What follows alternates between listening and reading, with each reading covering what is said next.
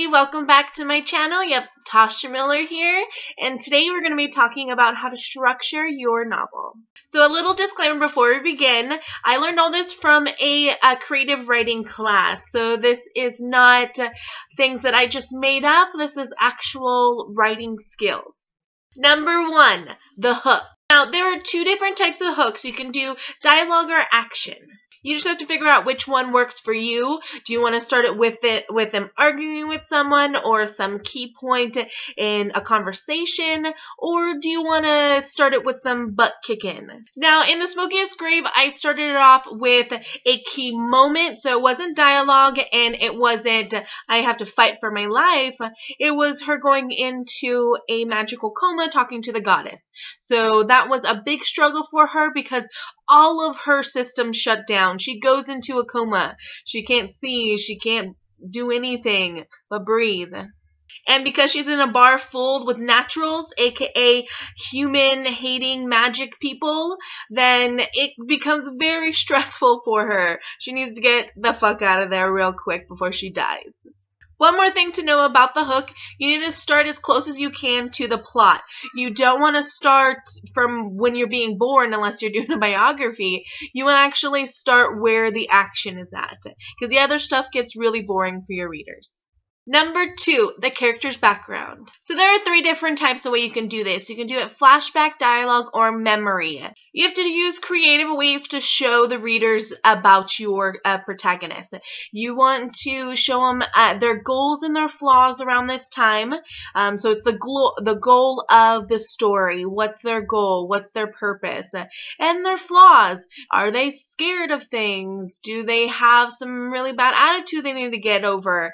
Are they extremely self-conscious? In The Smokiest Grave, she has one really big flaw, and that is her anger and her fear.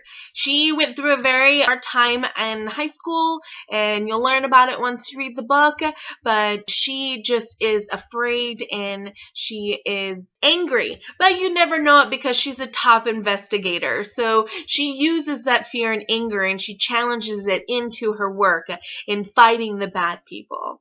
One more thing, do not do an info dump for your readers. Don't just throw out tons of information or tons of information that doesn't go very well. You need to scatter it throughout your book, and you need to find creative ways to put it in there. Definitely use those 3 types, but you don't want to do it in one chapter. I know some writers that like to use flashbacks. They're in a club trying to find the vampires to kill them because she's a hunter, and then she has flashbacks of her very first time and why she's doing this. You can do it that way. You just have to find creative ways to show your reader and tell your reader about what's going on and who your protagonist is. Number 3, the trigger. This is when your protagonist is getting overwhelmed about something in the story. Their flaws come to play. Kat's flaw is her fear and her anger in The Smokiest Grave. So when she finds out that the guy that made her so fearful and angry is coming back into the picture, this is her overwhelming point. Number 4, the crisis. Now, this is an emotional internal fight inside of the protagonist. Now, this is either going to hold them back or it's going to make them more eager to solve the situation. For Kat, it is making her more eager to solve the situation. She wants a second chance. She wants to whoop this guy's ass. Number 5, the struggle. So this is the biggest part of your novel, and this is what's going to keep your readers interested. We love the struggle. We love to see your characters struggle. A few things you need to know about it, though. You need to have a goal that will make your readers fall in love with your protagonist. So it can't be some type of villain as your protagonist, because we don't really go for that. We usually go for underdogs. And have to keep going. The struggle has to keep rising. You can't just make it fall and the struggle is gone, because that's not actually a struggle. Just remember that everybody loves the underdog. So try to make it something that your protagonist can overcome and you can accomplish something. Like finding out who the murderer is, who the antagonist is, or saving the world from zombies. So remember, in the struggle, this is when your antagonist is going to come in, and they're going to just throw shit at your protagonist, trying to stop them, trying to kill them. Even if your readers don't know who the antagonist is, their actions and their shit throwing is still going to show in the struggle, because that's what's going to make it keep upping, because your antagonist is trying to kill you. If you're doing a softer writing, and let's take Cinderella, for example, that's a very soft story, but she still has struggle. Her stepsisters and her stepmom are bringing her down. They don't want her to win. They don't want her to get anything but their breakfast and clean up everything. So that is not saving the world from zombies, but it's still your protagonist going through struggle. There's something that they have to accomplish. Now, after all of this struggle is when a dark moment's going to happen. Your protagonist has been fighting this struggle and has been wanting to win and overcome all these obstacles.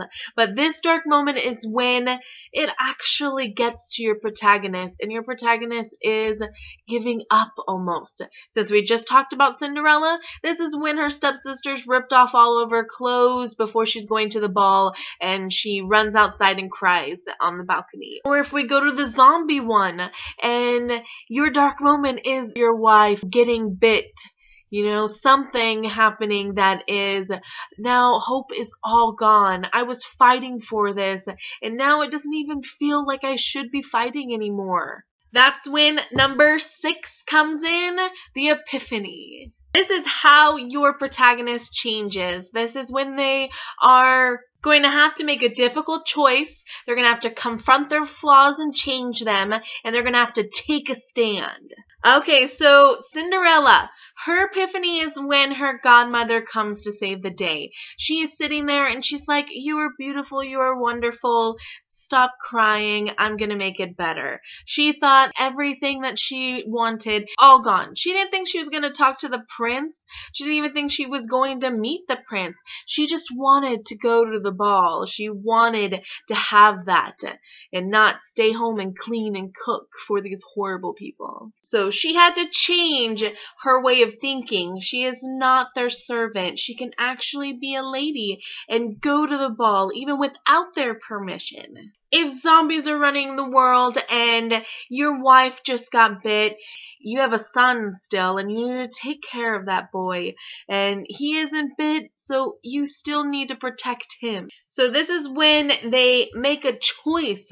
They are going to go for it, and they are going to try to rescue his wife and get a cure for her.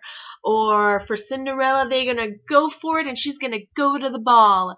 And guess what? She's going to be the best looking person there. Number 7, the plan.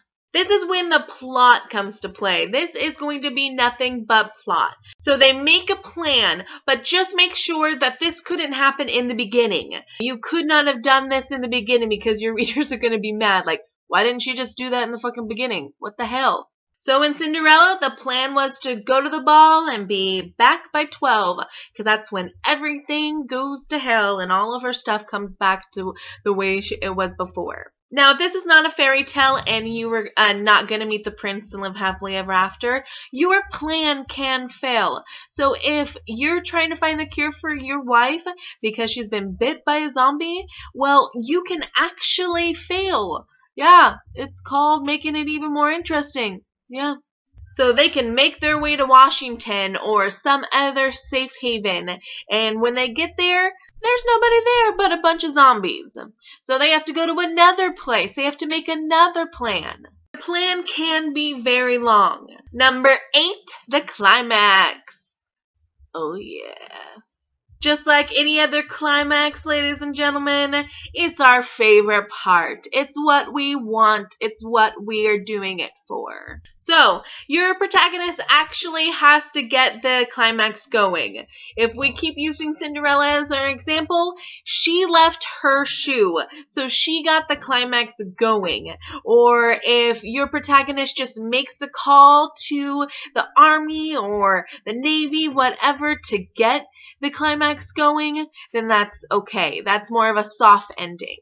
And of course, your antagonist gets defeated. Or if you're doing a series, it doesn't have to quite get defeated like dead defeated. He can come back, but you want to make sure that there's a battle and he lost the fight. Or someone that was the antagonist for the book loses the fight. You can have a big bad up here, and then for your book, you were dealing with this big bad, so you can get to that one up there. Then that's okay, as long as there's an antagonist and the antagonist gets defeated. There are different types of climaxes. You can defeat the antagonist, kill him, and he's gone forever. Oh yeah, we're kicking some ass.